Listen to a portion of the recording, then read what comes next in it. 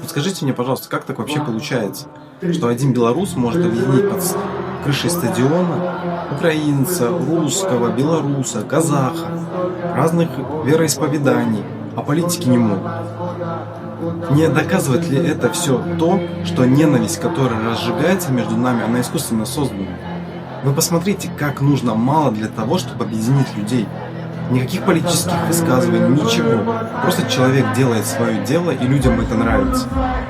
Мне кажется, что это в очередной раз доказывает, что вся ненависть – это просто заработок крупных компаний.